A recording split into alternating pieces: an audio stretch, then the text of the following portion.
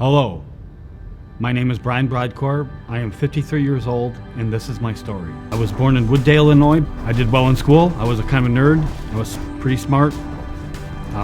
Sometimes I was so smart they would look into skipping a grade, but that never happened. I was sometimes isolated because I was a nerd and my parents couldn't always afford a lot, so we didn't have the right clothes or the right shoes. So that fed into some social isolation. I had some steady groups of friends. When you grow up in isolation and dysfunction, you become dysfunctional. And I probably was.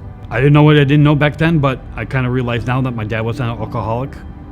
And that probably led to a lot of our turbulence in the family and chaos and abuse.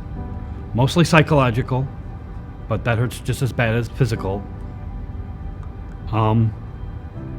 Sometimes worse. I graduated fourth of my class in high school in 1985. Went to college at U of I in Champaign, Illinois, where I majored in computer engineering. I kind of blossomed in college, became more of a social butterfly. Maybe because I was away from my family and the chaos, I discovered drinking.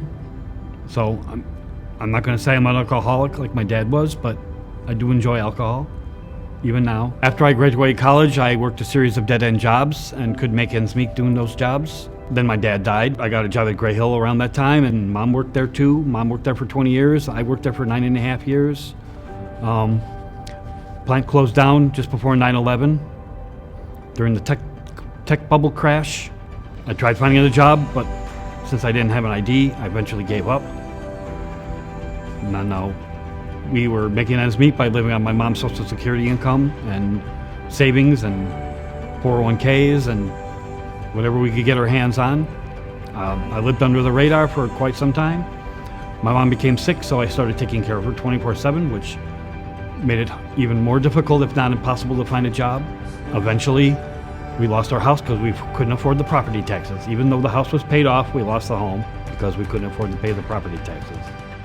And so we ended up at pads. We didn't have IDs, so we couldn't even get in. We had to get to the churches on our own, but then Mom became sick. And then she ended up in a nursing home, and that was a good thing disguised as a bad thing. While I was getting into pads, I hooked up with this group called Thresholds that helped people with mental illness. I kind of thought I was normal, but I guess I'm not. And normal is overrated. Anyway, so I got help from Thresholds. They helped me get my IDs. Eventually got into a group home through Thresholds and lived there for 2 years. While I was living there, I eventually found work. Once I got into pads, I became a social butterfly like I did in college. That kind of helped. I found a community at Thresholds through the staff and some of the members that I still look forward to seeing every time I see them. And I've been kind of adopted by some of the church people, including many of the people here at Willow Crystal Lake. Once I got into the group home, I started volunteering here on Mondays at the Warming Center with my adopted brothers and sisters. And I treasure that time always. And that led to other volunteer opportunities, as for instance, volunteering at pads at my old church in Woodstock, as well as here and at other churches. And I get a lot out of doing that. I think I found a cause through my struggles. Now, time for lunch.